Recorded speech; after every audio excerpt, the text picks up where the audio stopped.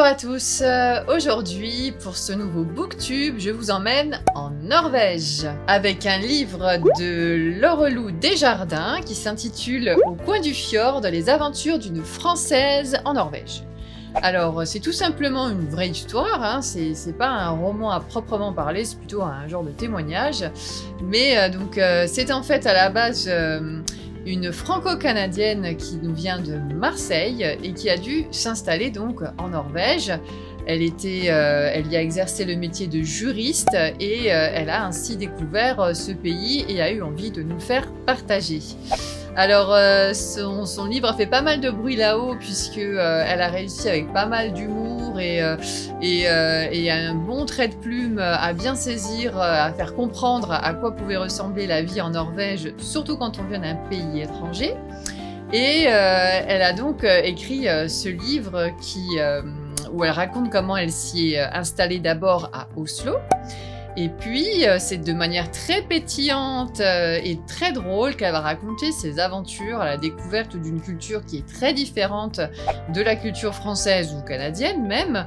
Elle va découvrir aussi le pays en faisant des voyages, notamment dans les îles Lofoten ou alors pour aller voir des aurores boréales chez les Samis.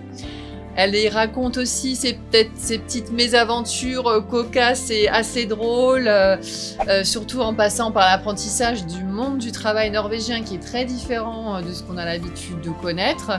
La langue aussi qui est pas mal, je vais vous donner quelques exemples tout à l'heure, vous le verrez. Donc c'est devenu un best-seller en Norvège et on découvre vraiment ce pays, surtout des aspects peu connus, hein. On a en général une connaissance de ce pays par des séries, des films, des romans, ou alors si on a eu l'occasion d'y voyager, mais c'est pas du tout la même chose quand on y vit, et c'est ce que va découvrir l'auteur. Donc on est loin des clichés habituels, on va y voir les petites différences culturelles, même par rapport aux relations hommes-femmes, aux coutumes alimentaires, ou encore les habitudes de plein air que peuvent avoir les Norvégiens, qui sont vraiment très très différents de ce qu'on a chez nous.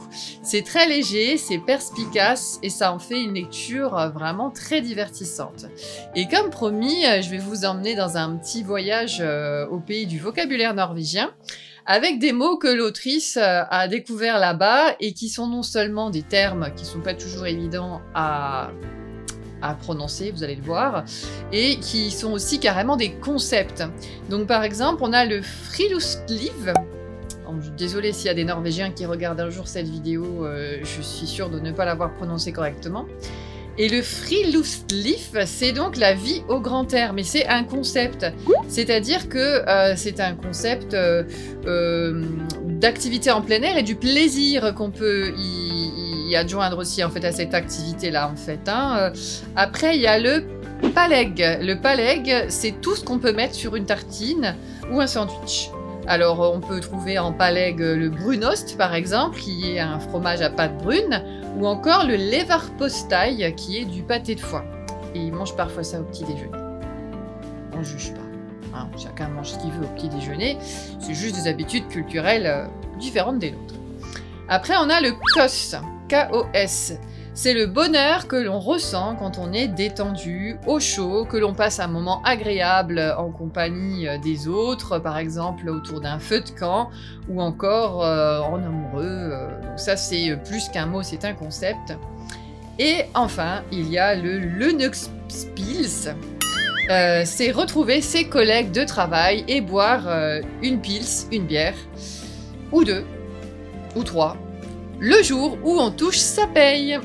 Voilà pour ces quelques petits mots de vocabulaire de norvégien, et donc je vous invite grandement à découvrir ce livre Au coin du fjord de Laurelou Desjardins. Je vous souhaite donc un bon moment de lecture et vous dis à très vite.